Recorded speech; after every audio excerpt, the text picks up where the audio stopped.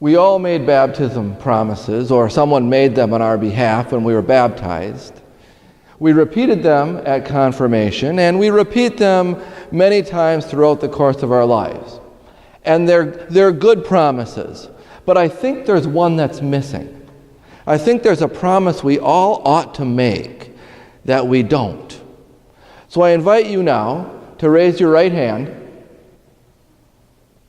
and repeat after me. I promise to be happy and joyful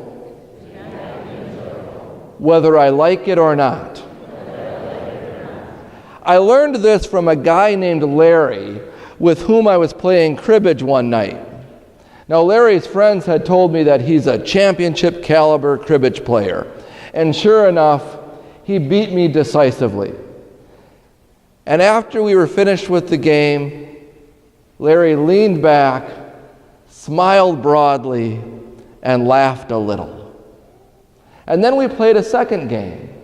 And this time I won. And I won big. I skunked him. And Larry leaned back, smiled broadly, and laughed a little.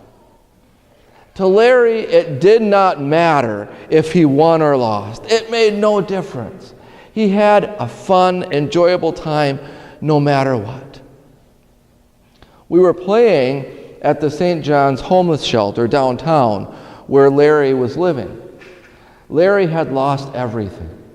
Larry had lost his health, his home, his job, all his money, and he had even lost a cribbage game. And still, he leaned back, smiled broadly, and laughed a little. If we all believed, really believed what we profess, we would all be a little more like Larry. If we really believed it.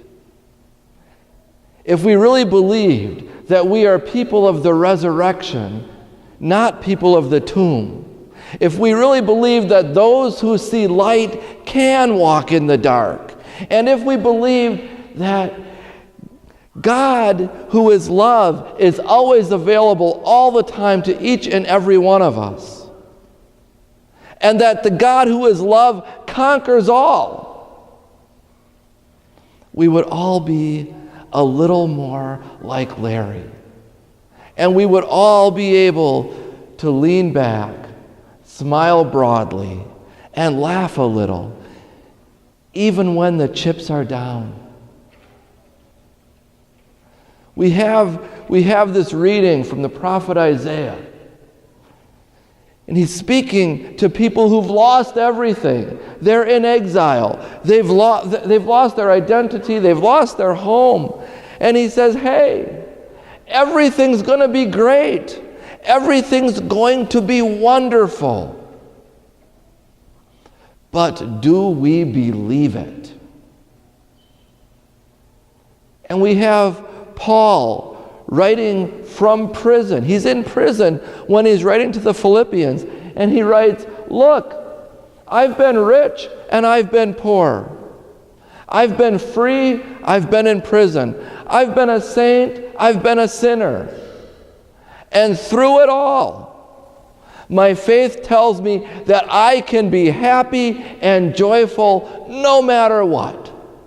No matter what.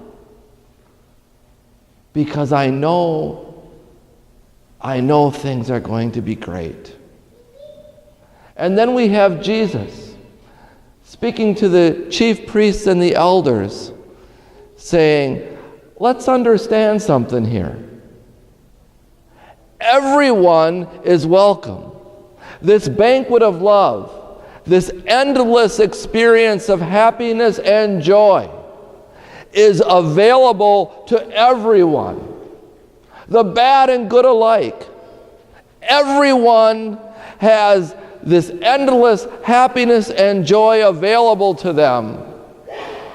All we have to do is accept the invitation. That's all we have to do. Our faith is optimistic. Our culture, our politics, and our economics have all become very pessimistic, but our faith is optimistic. Our faith tells us that love always triumphs over hate, that goodness has already defeated evil, that all is and will be very well. But do we believe it? Our faith tells us that all pain in life is just temporary and things will be wonderful. But do we believe it? Now, that doesn't mean we get to live a life without pain. That will never be hurt. I teach my children that in life, pain is mandatory, but suffering is optional. That pain is an unavoidable, inevitable consequence of life and loss. But suffering is what happens when we put our faith in the wrong place and then feel let down by it. We have no choice in the pain. We have a choice in the suffering. And we can choose to be happy and joyful no matter what. And if we truly believe what we profess, why, we would be overwhelmed every single day with how wonderful and beautiful every moment of life is. We would be overcome with profound gratitude for everything we experience, for the good times and the not so good, for the light and the dark, for the laughter and the tears, for the ups and the downs.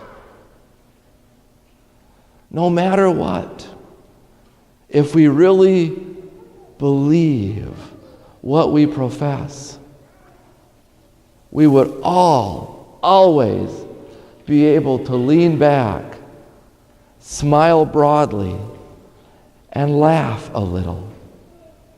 If we really believe what we profess, we will all be happy and joyful, whether we like it or not.